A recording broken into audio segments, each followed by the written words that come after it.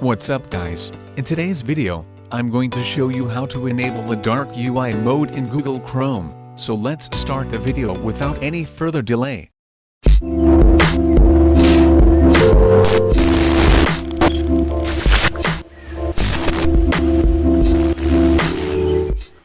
First of all, make sure you're using the latest version of Google Chrome.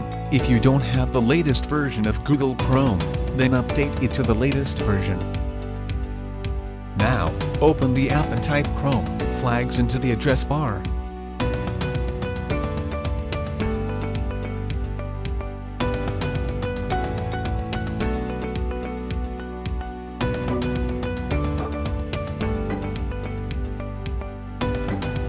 Now, search for Android Chrome UI Dark Mode.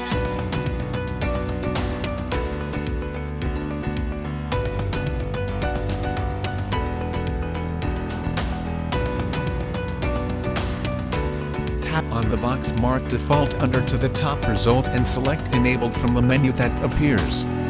Hit Relaunch now when you're finished.